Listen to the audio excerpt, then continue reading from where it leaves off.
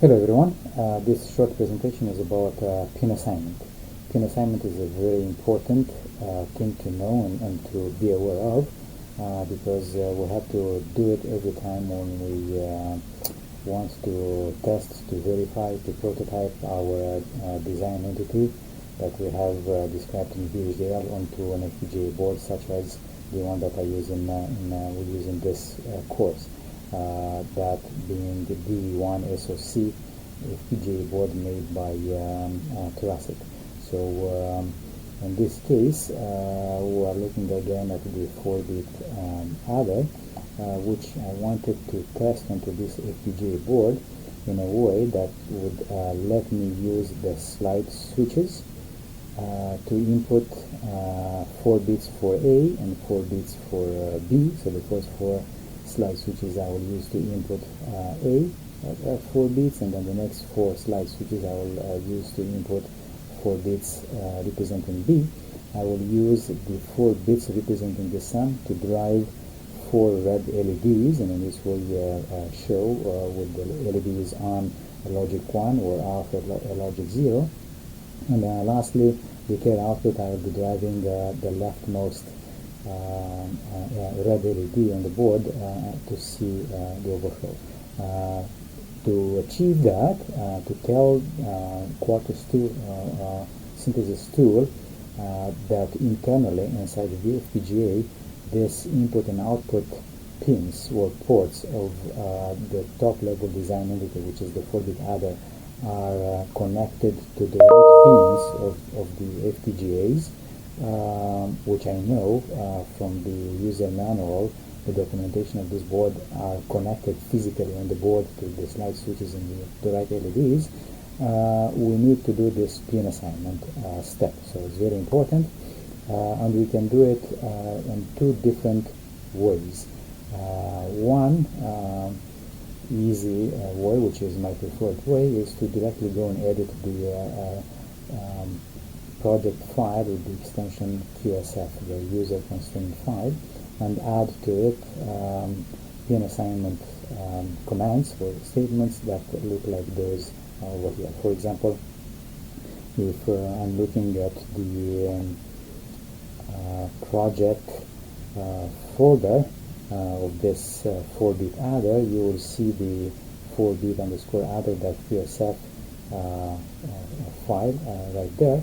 I open it with a text editor, and then I add a statement like this for each of the pin assignments that I want the tool to honor when implementing this design into the FPGA. So, for example, if I wanted to connect the bit A of 0 of the input A of my 4-bit adder to the first slide switch, then I will have to add this line like so to specify that the pin, the FPGA pin that I want to have connected to that input port A of 0 of my design is pin underscore AB12.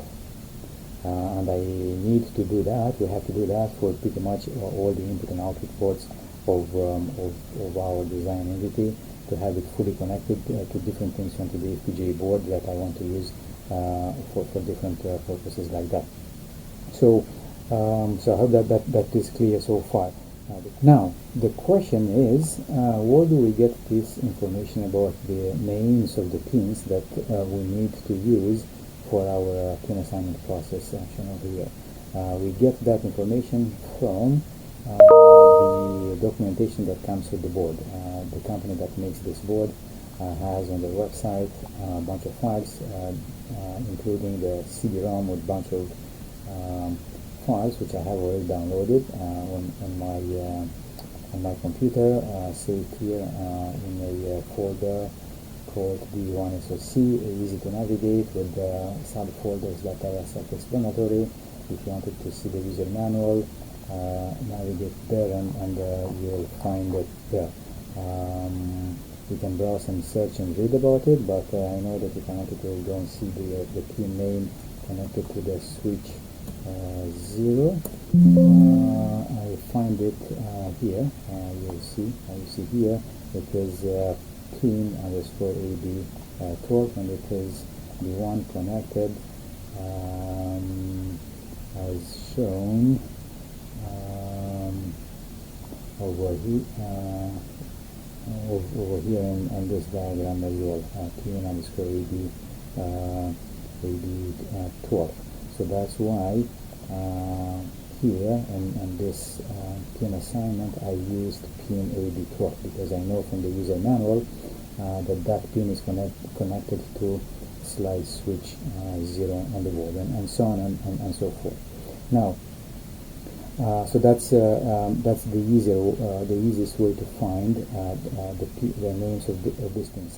Sometimes it is challenging to figure out from the user manual what the name of the pin is exactly of a given pin that we would like to use. For example, if I wanted to use let's say this pin over here of this JP1 connector onto the FPGA board right here, then I'm not really sure which one is which.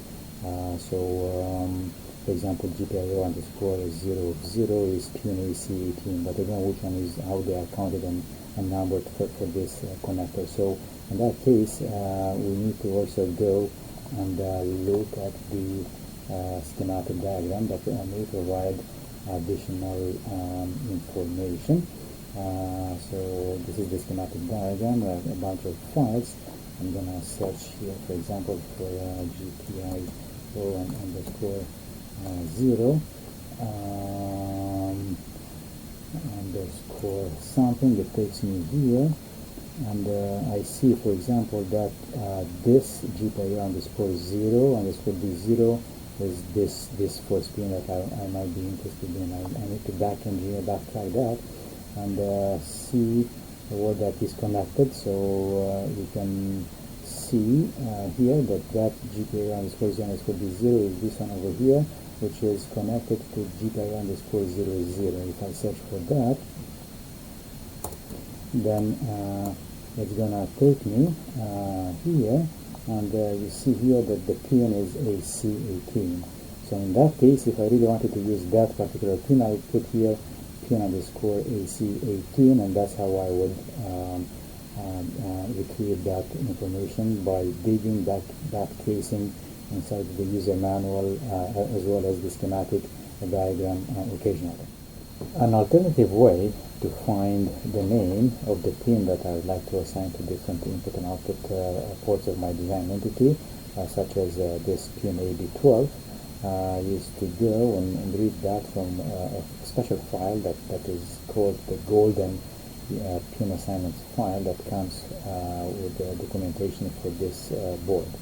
So the place where you'll find that is to go into the classic CD for this board, and navigate to demonstrations, FPGA, golden top, DE1-SoC golden top, and open this PSF file, which includes pretty much all the pins that this FPGA device on this board that we use has. So for example, there are many of them. This chip has quite a few pins.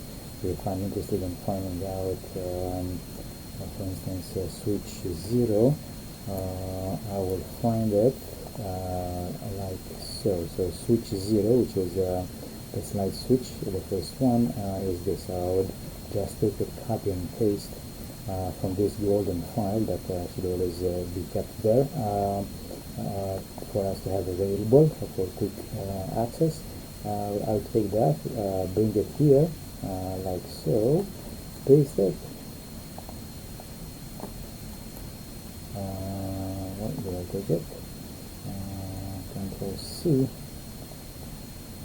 Control V, and then edit that and change it to A, because A is of course the name of the input port that I want to of my design entity that I wanted to connect to that pin of the FPGA.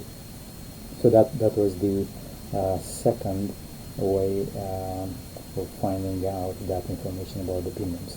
So that was this first approach of directly editing the PSF file. There is and I mentioned that very briefly. I don't use that much, but you may want to like it. Second approach to do pin assignment is to actually use the really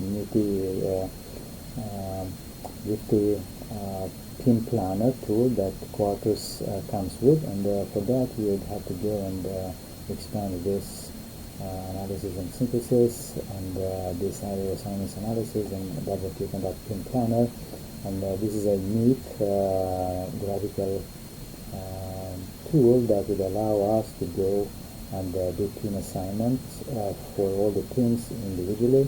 So for example, if I wanted to change the pin assignment for A of 0, I would double click here and pick up from this pull down menu the pin that you know you'd need to assign to that pin of your design. I don't use this. This is kind of tedious and prone to error to go down and pull down menus like that. But when your design is having a small number of input and output ports, you may want to do that. So I just wanted to mention that as another way to do that. So all in all, the main takeaway is that you could do pin assignment, which is absolutely necessary if you want to do any testing and verification on the actual FPGA board. And one is to directly edit the user constraints file, that PSF file. The other one is to use the pin plan. Finally, I only wanted to briefly show you how that 4-bit adder works after I do the pin assignment, synthesis, placement, and routing, and program to the FPGA board here. This is the slide switch 0, switch 1, switch 2, switch 3, and so on and so forth. I'm gonna use the first slide switches, 4 of them for inputting A and the next 4 for inputting B. The output sum will drive the first 4 red LEDs.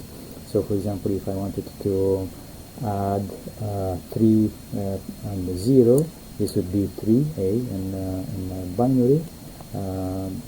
B is 0, so all the slide switches are kept like that, and you can see here the first 2 LEDs, the least significant ones of sum, are on, so the result is 3. If I wanted to add 3 plus 3, I would do this, because this 4 slide switches have me input B, and the result is 6, and as you can see, the second and third LED, if for instance I wanted to add 15 and 1, this is an overflow situation. The C out lights up this LED that I used to show that, and the sum is of course all zeros in that case. This 4-bit binary adder overflows in this case. So with that, that was all that I wanted to say about pin assignment. Don't forget, you always have to do it when you want to demonstrate, test, verify something on your hardware.